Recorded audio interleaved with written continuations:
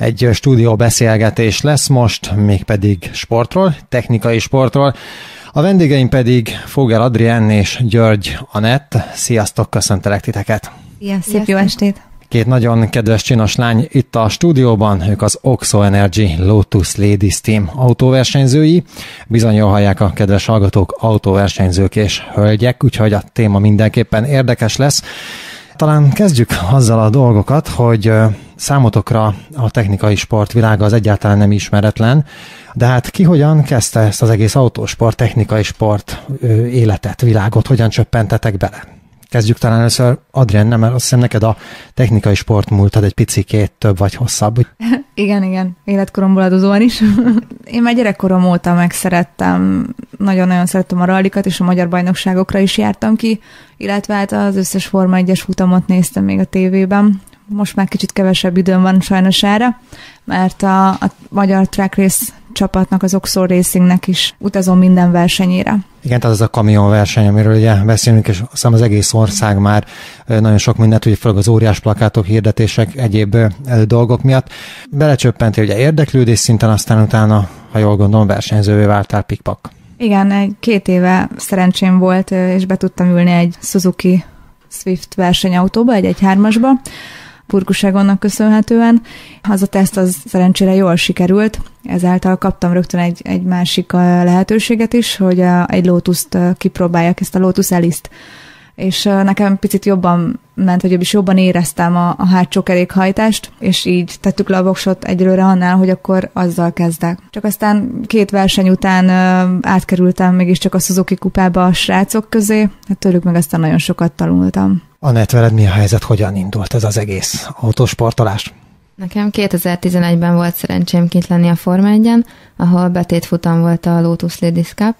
Nagyon megtetszett az egész, és onnantól kezdve elkezdtem fűzni a szüleimet, hogy hadd próbálhassam ki. Először gokartozni kezdtem, amatőr gokartot, 2 évet versenyeztem, aztán 2012 márciusában elkezdtem Opel Astrával vezetni, tanulni, mert még jogosítványom sincsen, és akkor sem volt. Aztán egy pár alkalom után Lotusba ülhettem, és egészen jól sikerültek a tesztek, és tavaly az egész szezonban végigmehettem. Ez azért érdekes, ugye, hogy még jogosítványod sincsen, de hát azért már eléggé jelentős dolgokat elértél az autósporton belül. Tényleg ilyenkor, bár nem vagyok szakértő, meg nem ismerem semmilyen jogi háttérét ennek a dolognak, ilyenkor nem adnak jogosítványt versenyzőhölgynek, amikor már rég tudják, hogy minden csinyát, bínyát ismeri az autónak, meg ugye elve mondjuk azt, hogy a műszaki részének, meg a vezetésnek.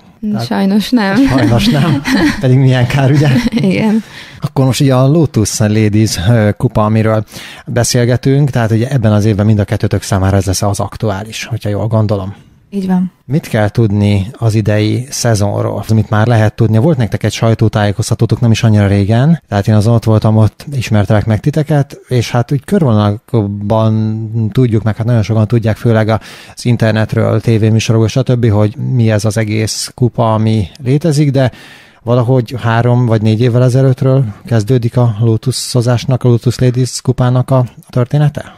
Igen, 4 évvel ezelőtt indult, így van. Jelenleg ebben az évben 6 versenyük lesz, egy Magyarországon, az összes többi külföldön. Az első versenyünk Németországban a Öseszlében lesz, DTM betétfutam, tehát ez a Német Túrautóbajnokságnak a betétfutama. Ezen kívül lesz még egy Lausitz ringen, szintén Németországban, és szintén DTM betétfutam, majd Ausztriában, a track race-nek a betétfutama, ez elég közel van hozzánk, és szerintem sok magyar szurkoló fog majd kilátogatni.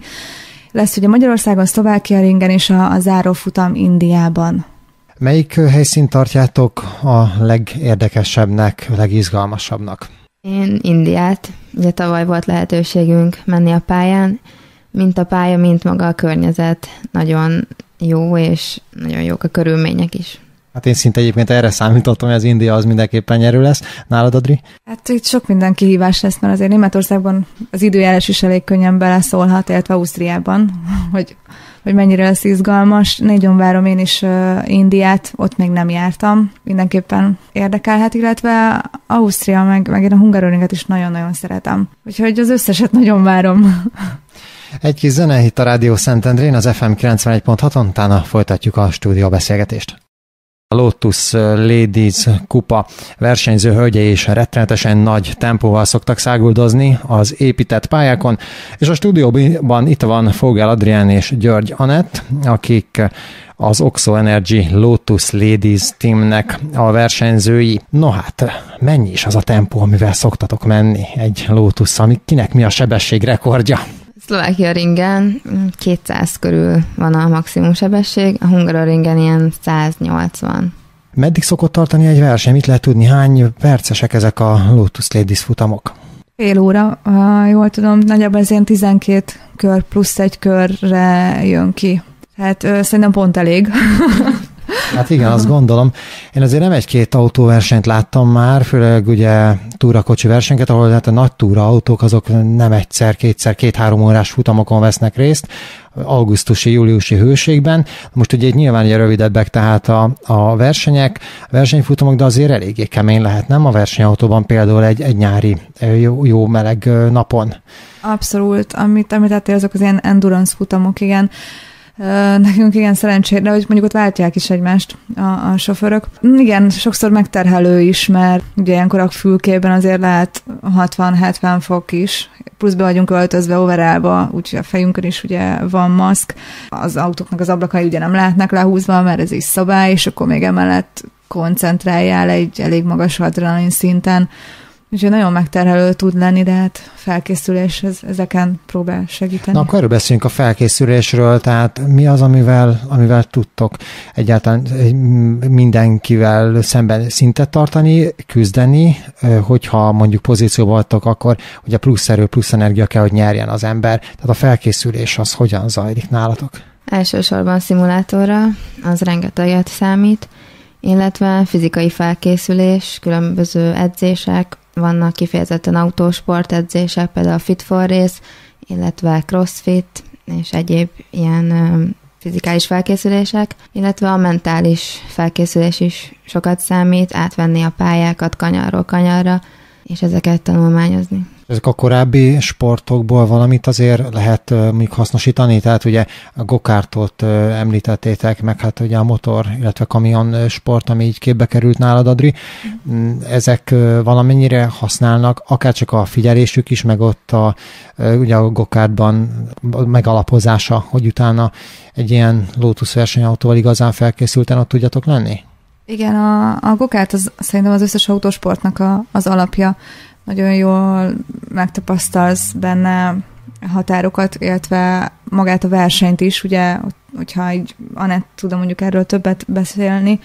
Egy verseny azért ott nagyon-nagyon megterhelő, ott is ugye sokan vannak a pályán, ott is előzni kell, lögdösödés, akkor a kanyarsebességek, tehát ezeket mind megtanulod, meg jó alapot ad. Csak hát ugye a gokártban, bár hozzáteszem, hogy igazából az amatőr gokártban van igazából védelem, ahol már ugye verseny van, ott már azt hiszem nincsen keret, tehát ott a koccanás az üt, meg azért ott már az ember tud csúszni.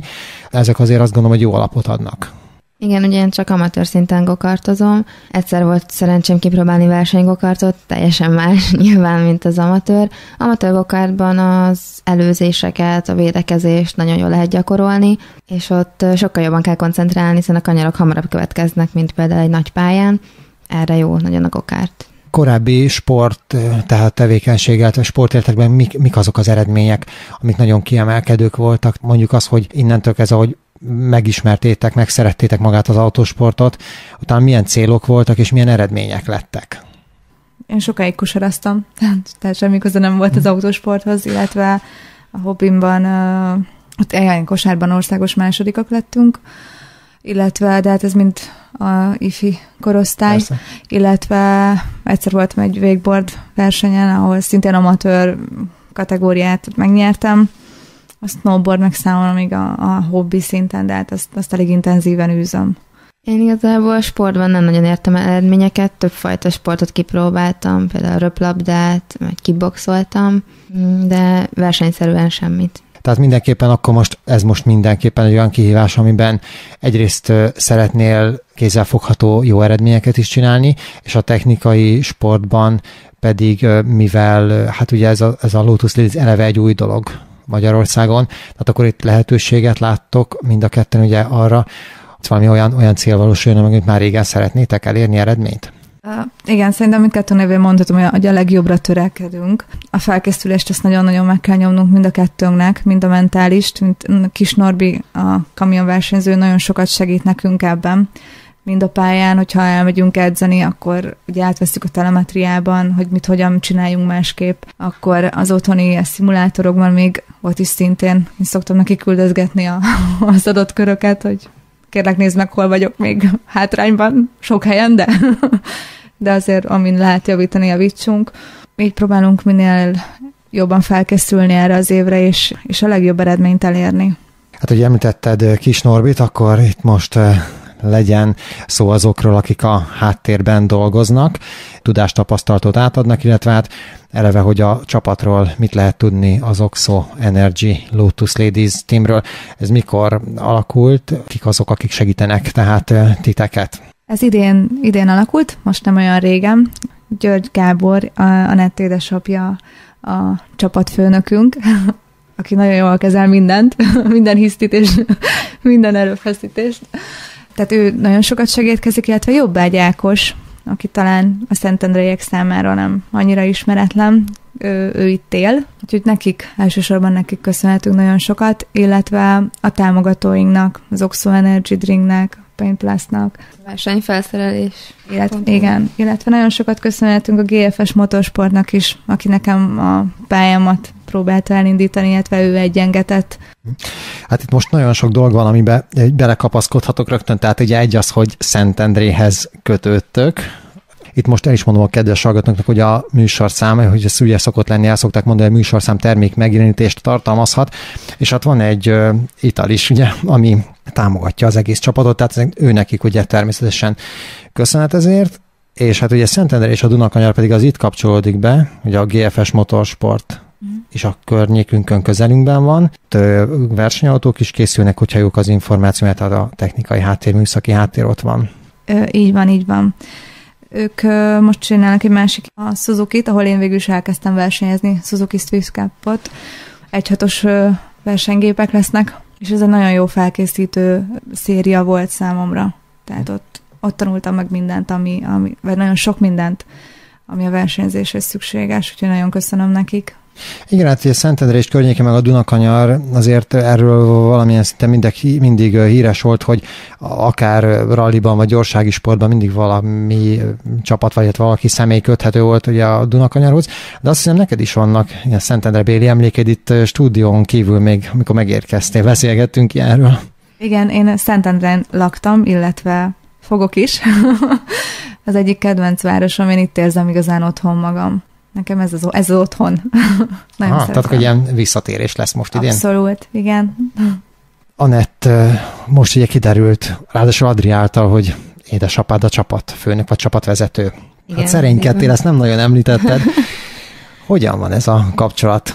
Családon belül, meg ugye a versenypályákon?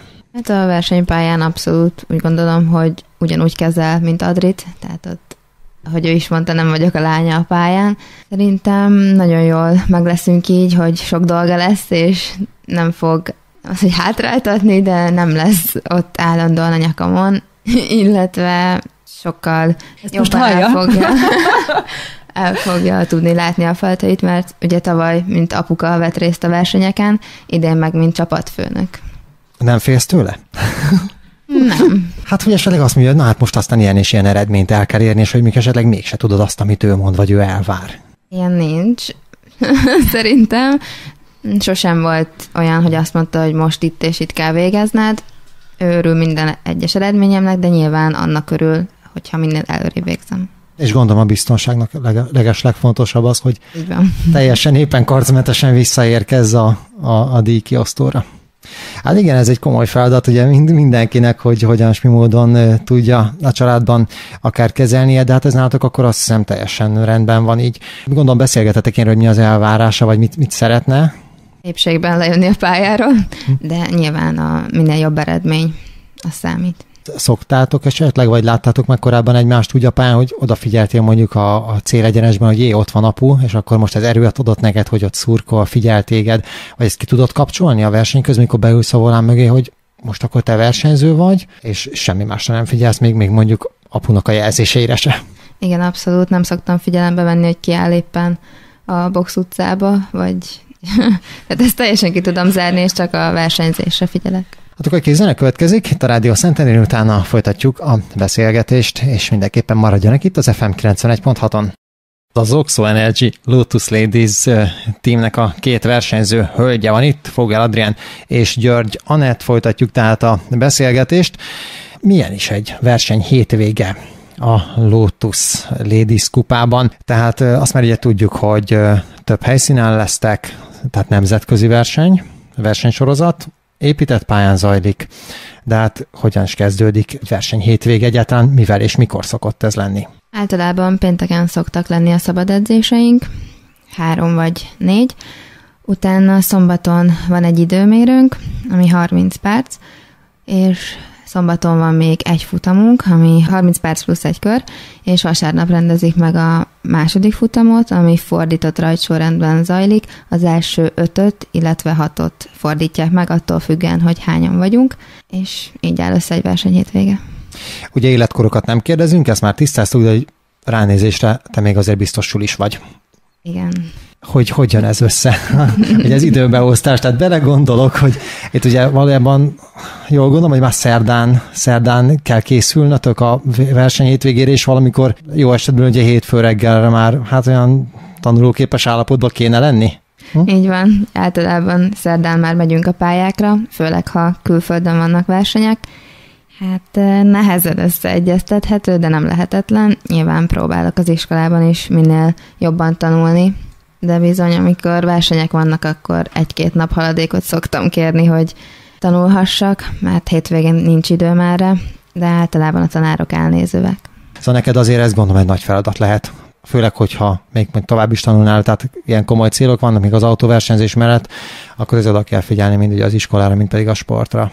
Így van, igyekszem minél jobban teljesíteni, főleg most már ugye 11-es vagyok, és ez az évem már beleszámít a továbbtanuláshoz, úgyhogy ezt kell megnyomnom, meg a következőt. Fizika és testnevelés gondolom csillagosotos? A tesi, igen, a fizika az már kevésbé. Meg most már, ha jól tudom, akkor vannak ilyen médiaismeretek, abból is valami ilyesmi lehet? Igen, van médiánk, abból is 5-ös vagyok. Na hát ezekhez gratulálunk. Köszönöm. Hát tényleg, Adri, te egy civilben mivel foglalkozom, amikor nem a versenypályán vagy? Én az Oxo Racingnél tevékenykedem, ott segítkezek. Sok mindent. Neked is ugyanilyen a verseny hétvégének a beosztásod körülbelül? Tehát ezek így egyformán vannak a versenyző hölgyek között, hogy mindenkinek ugye jelen kell lenni szerdán, csütörtökön a kezdésnél? Igen. Ugye van a versenyeligazítás, amin kötelezően ott kell lenni, ez már akár csütörtök, de inkább pénteken szokott ez is lenni. Illetve hát ezen kívül sok mindent csinálunk még, tehát a beállításokkal foglalkozunk, akkor a onboardot, tehát a belső kamerás felvételeket nézzük, amiből ugye tanulhatunk nagyon sokat. Nagyon sokáig szokott azért elhúzódni egy nap, akár este 10-11 éjfélig, és ugye koránkelés van, tehát nagyon sok dolgunk van egy ilyen verseny hétvégén. Hát ugye jó pár év, amikor elindult a Lotus kupa, akkor fordult meg egy kicsit a világ. Ugye az autósport rajongók egy jó része az mindig ugye hölgy volt, mert a férfiak versenyeztek a pályán, és hát amikor megjelent a sok szép hölgy a Lotusokban, akkor pedig egy csomó férfi kezdett oda gyűlni rajongóként, aláírásgyűjtő, fotó, stb. Hogyan és mi módon zajlik ez, és hogy viselitek ezeket? Az ilyen szerepléseket, hát belegondolunk itt, most hány részvevője is lesz? 15. 15 csinos hölgy, hát ott bizony azért kattognak a gépek, és gyűlnek az aláírás kérő mappák is, poszterek, stb. Tehát rajongás azért az kell, hogy mondjam, hogy erősen van ez. Igen, hát én még ebből keveset már ugye, én inkább férfiak között versenyeztem, de én szerintem attól függetlenül, hogy jó érzés, és tényleg sokan jönnek oda a lányokhoz, legalábbis én azt látom, hogy elég nagy az érdeklődés körülöttetek akkor. Szóval ez mindenképpen jó dolog. Anett, nálad inkább előfordul. Neked még minden újdonság, ugye, ebben a világban. Igen, így belecsöppentem hirtelen. Indiában volt nagyon nagy részünk rajongásban, hiszen ott ugye több férfi él, mint nő, és teljesen oda voltak értünk, nem tudtunk szabadulni a rajongóktól. Ez nagyon jó érzés volt. szokott lenni a Forma 1-es sztárokkal is, most persze egy más dolog nem jut eszembe, hogy a Forma 1 ugye az autósport csúcson jött, és ugye előbb-utóbb aztán képernyők, videóklipek, stb. Sok minden média megjelenés készül ugye a Forma 1-es pilótákkal, hogy ilyenre számítotok-e, vagy már esetleg volt felkérés, hogy hamarosan hip-hop óriás plakáton lesztek meg újságokban, meg ilyesmi? Na hát... Vagy ez még itthon, mondjuk ebben a kupában még ez gyerekcipőben járhat, így a gondolatom szerint? Még igen, bár voltak már hasonló lépések, igen, a Forma 1-es pilotákkal, amikor betétfutam volt a Lotus Ladies Cup. Én akkor még nem indultam, de lehet, hogy esetleg most a DTM-en lesz ilyen. Én abszolút egy a versenyre koncentrálok, és erre figyelek, hogy itt technikailag rendben legyen minden, meg a saját fejemben. Én ezt jó is, hogy mondod, mert pont így akartam kérdezni, hogy celebségre vágytok-e? Van-e a pakliban ilyen, vagy mindent a sportért, az eredményekért, az autósportért tennétek? Elsősorban a sport, aztán ami vele jár, azt nyilván oda tesszük abban is magunkat, és megpróbálunk jól szerepelni. Tehát elfogadjátok a lehetőségeket. Igen. Adri, említetted a Suzuki kupát, amiben mentél. Igen. Mi a különbség egyébként a két versenyautó, a mezőny, hát illetve ugye a részleteket is, hogyha elmondanád, hogy... Igen, hát teljesen más, hogy reagál a megcsúszásokra, meg az adott szituációkra. Igen, ott nagyjából olyan 25-30 férfi induló között voltam egyedüli lány. Az első versenyek, ugye ezek még ilyen tapogatózások voltak, hogy az autó megismerése. Kicsit idegenkedtem, mert furcsa volt. Én szerencsére mindig hátsókerekes autót vezettem utcán is, és ugye ezt meg kellett szoknom, meg kellett tanulnom. De már így kezdtem belejönni, és feszegetni a határokat. Ami a legnehezebb volt, az hogyha mondjuk megcsúsztam, vagy megúsztam, akkor ne vegyem el a gázt, míg maximum nem tolatok, de addig semmiképp. És még a Lotusnál ugye a hátsó kerékhajtás miatt ez sokszor azért nem jó választás lenne, mert az azért akár jobban beforgat, vagy hamarabb beforgat, úgyhogy nagyjából pont az ellentéte a Suzuki-nak.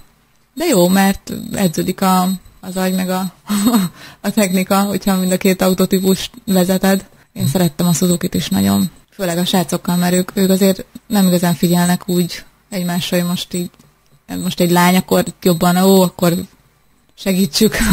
Nem, ott kaptam hideget, meleget. Hát igen, és ugye az autósport, az sokszor arról szól, főleg ugye a pályaverseny, hogy azért ott csattannak az autók, törnek, borulnak.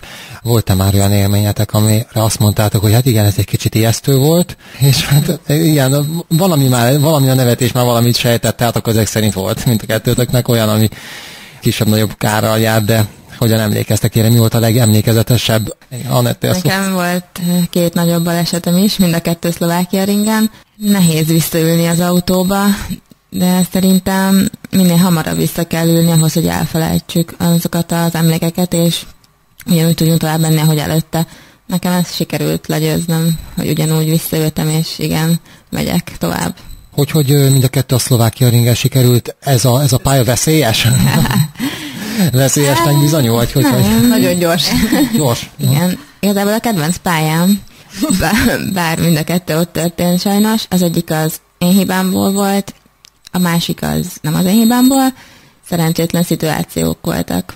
És aztán gondolom szomorkodás. Így van. De túl lehet esni rajta. Egy darabig szomorkodás, aztán tovább lépünk, és vagyunk tovább. Hogyan kezeled azt, hogyha, mint említetted, hogy egyik az nem a te hibádból volt? Tehát ez azért rettenetes kudarc élmény, hogy te lehet, hogy pont éppen megnyernéd azt a futamot. Kiraknak kvázi. Annyiból volt az én hibám, hogy a futam elején még az elébe mentem, aztán egy megcsúszásom miatt hátrébb estem, és ezért volt az én hibám, mert ugye hátra estem, és hogyha nem vagyok hátul, akkor nem biztos, hogy engem talál el az illető. Nehéz feldolgozni, de túlléptem rajta, és folytattam. És nálad ezek a dolgok, Adri, hogy állnak? Igen, hát a versenyzés az balesettel jár most. Sőt, minden versenyen vannak kontaktok.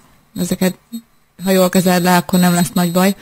Egy volt nekem is, ami elég nagy baleset volt. Az még csak a 3. versenyemen volt a Hungaroringi zárófutamon. Annak nagyon örültem, hogy a bajnokságot nem én döntöttem el, mert hogyha egy versennyel előbb történik ez a baleset, akkor a bajnokság végez máshogy alakult volna. Bárkovics Zolival ütköztem, pont fordított rajtsorrend volt szintén, azt hiszem a 4. helyről indultam, és feljöttem rögtön a 2. helyre, és gondoltam a 4. kanyarban, igen, a Mansellben, Hungaroringen, ott nekem lesz helyem belül, de a Suzuki akkor kicsit így elúszott, a túl nagy tempóval estem be, és így elúszott a hátulja, és már nem tudtam visszaszedni, és itt pont keresztül megálltam az út közepén. Hát és jött a mezőny. Úgyhogy ott tudtam, hogy ott nekem esélyem sincs. Úgyhogy nagyjából ilyen 130-al vesszük azt a kanyart, úgyhogy ott el is talált Bárkovics Zoli kollégám. Bocsánat, így utólag is. Az egy csúnya baleset volt, de mivel számítottam rá, így nem ért meglepetésként, sőt, még utána indítottam, csak kitört a kerék. Ezek a balesetek, amikről beszéltetek, azt bizonyítják, hogy a magyar bajnokságban résztvevő autók, akár ugye a Suzuki, akár a Lotus biztonságosak, sőt, abszolút. nagyon is. Igen. Még ilyen tempóknál, amit meséltetek, és hát még utána, hogy van kedvetek beülni, nem hogy autóba terelve, vagy versenyezni, ez azért senkinek nem okoz utána, tehát hosszú távon lelki problémát. Hát igen, hogyha jól tudod felmérni, és tudod, hogy miért történt, akkor szerintem ezt így lelkileg föl tudod dolgozni. Sőt, nem is jó, hogyha magadba így ezt elásod, hogy te voltál a hibás, és hogy ez nekem nem megy. Nem, ezeket azonnal el kell engedni, tovább kell menni, és mindenki hibázik. Tehát azért nem egy könnyű dolog ez az autóversenyzés, én úgy gondolom, és nagyon könnyű akár egy apró hibát is ejteni. Igen, hát ez abszolút így van, mert ha belegondolunk, a lelátókon mindig okosok ülnek, és azt mondják, hogy milyen egyszerű és milyen könnyű abból a 200 méteres távolságból nézni az autókat, de hát ugye belül teljesen más minden. Például ugye egy rajtolás, ugye már rögtön meg a rajt utáni első kanyar. Tehát az már sokszor eldönt mindent. Nagy-e a stressz, vagy nagy a nyomás rajtatok, mikor már tudjátok a rajtpozíciótokat, és akkor meggyullad a zöld lámpa, tehát ez melyikötök hogyan éri meg? A rajt előttig azért van rajtunk nyomás, igen. Én a nyakamba szoktam érezni, hogy így, te is szoktam érezni, borzasztó. De mégis, mikor beülök az autóba, le vagyok kötve, várom, hogy ugye mindenki kimenjen. Én nem tudom miért, de olyan állapotba kerülök, mint aki mindig elalszik. Szerintem túl stresszelek. És mikor fölvillan a piros lámpa, akkor mintha kikapcsolnak mindent. Igen. És akkor csak arra koncentrálsz, ami a dolgod.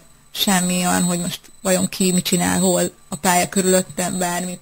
Csak a cél, hogy minél előbb eljuss. Nekem a felvezetőkör utolsó kanyaráig minden bajom van, remeg mindenem a lábam, és ahogy leállok a pozíciómba, ahogy Adri is mondta, így minden megszűnik, és csak a piros lámpát figyelem. Ti egyébként valamilyen kapcsolatban vagytok a csapatvezetővel a verseny közben, tehát a 30 perc alatt van rádiókommunikáció a Lotusban? Leszünk, igen. Anett Kis Norbival lesz egész évben, én meg Jobbágy Ákossal. Tehát akkor külön-külön van ezek szerint instruktor? Így van. Igen, hát még nekem nem nagyon volt ilyen egyszer talán a Lotusban, és azért tudnak segíteni. Többet lát. Tavaly nekem Kis Norbi párfutamon rádiózott, és nagyon nagy segítség volt.